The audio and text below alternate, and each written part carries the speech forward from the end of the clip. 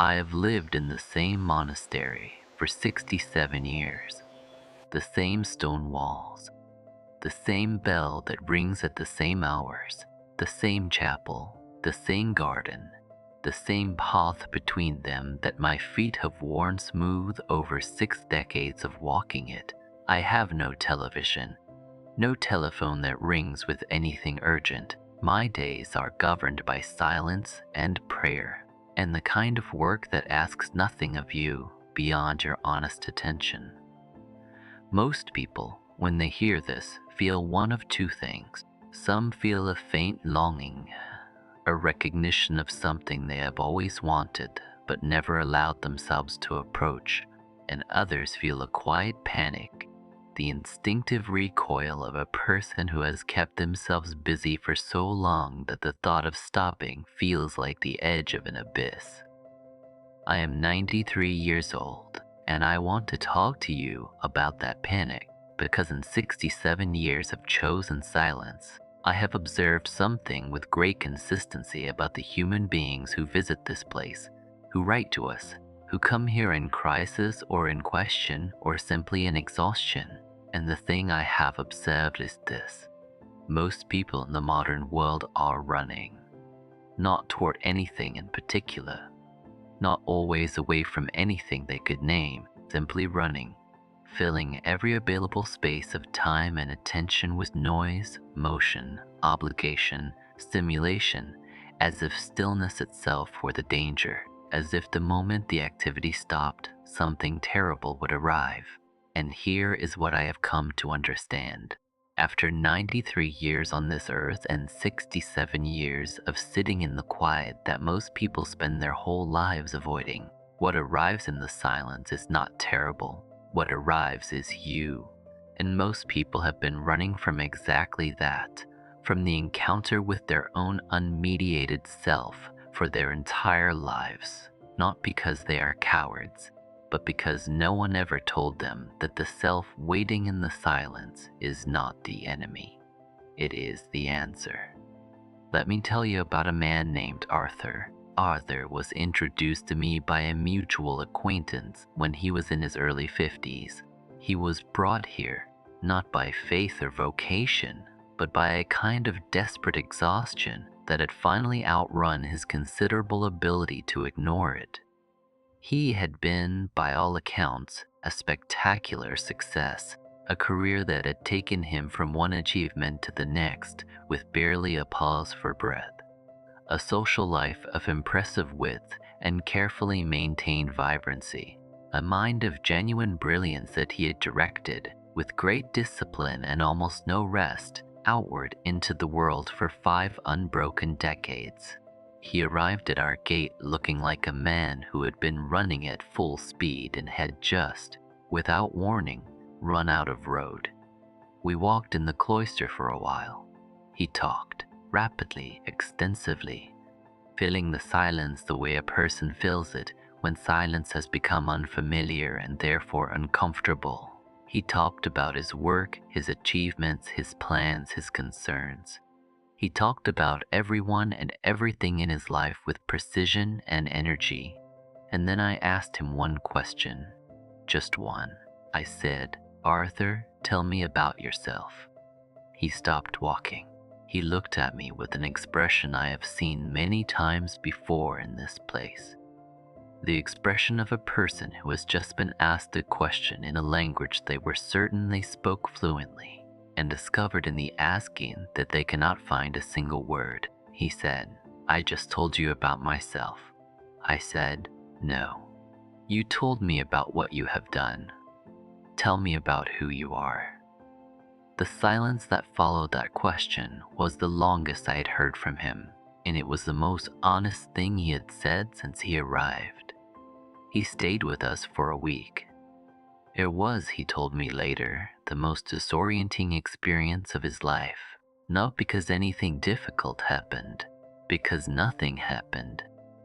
There was no meeting to prepare for, no problem to solve, no performance to maintain, no one to impress, no role to inhabit. There was only the bell, the chapel, the garden, the silence, and himself. And himself, it turned out, was a stranger, not an unpleasant stranger, not the fearful abyss he had half expected, but genuinely unfamiliar. 60 years old and meeting himself for what felt like the first time, like a man who had lived in a house for 6 decades and discovered an entire room he had never once opened the door to. Arthur went home after that week and made changes I will not catalog because they were his to make and his to keep.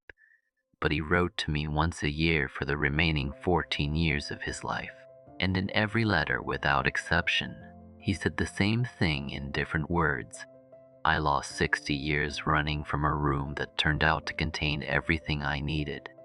60 years running from a room that contained everything he needed. I want to say 3 things. From 93 years of living and 67 years of choosing silence deliberately every single day. First, silence is not empty, it is full. The world has taught you that silence is the absence of something. The absence of sound, of stimulation, of productivity, of connection. And because we have been taught to measure value by presence rather than absence, silence is experienced as lack, as something missing rather than something waiting. But that is precisely backwards. Silence is not the absence of content. It is the presence of a different kind. The kind that cannot be heard while anything louder is playing. Your own voice, your actual voice, beneath the voice you use in the world, beneath the voice of anxiety and ambition and performance and obligation. That voice speaks only in silence, and it has been speaking patiently all along. You simply have not been in a room quiet enough to hear it. Second, the self cannot be found at speed. You are traveling too fast to read the signs. I do not say this as a criticism. I say it as a fact of physics. Certain things become visible only when you slow down enough to see them. The way certain stars are invisible until your eyes have adjusted fully to the dark, and then they are everywhere. The truth of who you are, what you actually value when no one is watching, what genuinely moves you, what you would choose if you were not choosing from fear or habit or the accumulated expectations of everyone who has ever needed you to be a specific thing. That truth requires stillness to surface. It does not reveal itself in motion. It cannot be found in the next achievement, the next project, the next improvement of your circumstances. It lives beneath all of that, and beneath requires descent, and descent requires stopping. Stop, even briefly, even imperfectly. Stop enough to let what is beneath rise to meet you. Third, sit still long enough to hear your own voice. Not the voice of your to-do list, not the voice of your anxiety, not the voice of what you should want, what you have been told to want, what the people around you have come to expect of you. Your actual voice, the one that knows things you have not yet admitted to yourself, the one that has been waiting with considerable patience for you to be quiet long enough to listen. Arthur found it in 1 week, 60 years of running and 1 week of stillness, and the voice was there immediately, clear, patient, very much itself, as if it had simply been waiting by the door all along. You do not need to come to a monastery. You do not need to take a week away or a month away or to change your life dramatically before you are allowed to begin. You need to start. Nothing more than 10 minutes. 10 minutes of deliberate, undefended, honest silence. No phone, no podcast, no music, no productive task running in the background to justify the stillness. Just you and the silence, and whatever arrives in it. What arrives will not be terrible. It will be yours, and it will have more to tell you about how to live your one life than any advice you have ever received from the outside. I am 93 years old. I chose this silence 67 years ago, and I have never, not for a single day, regretted it. Not because the life is easy. It is not always easy. but because I have never been a stranger to myself.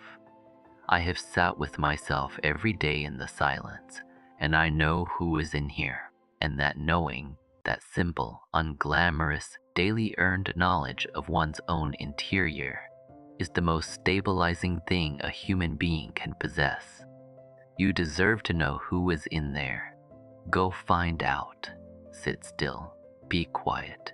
Let it be uncomfortable. At first it will be. Let the noise of your own mind surprise you with how loud it is when the outside noise stops. Let the discomfort pass. And then, beneath it, listen. The self you have been carrying all this time without fully meeting is waiting for you. It has all the time in the world. Whether you do is the only question that matters.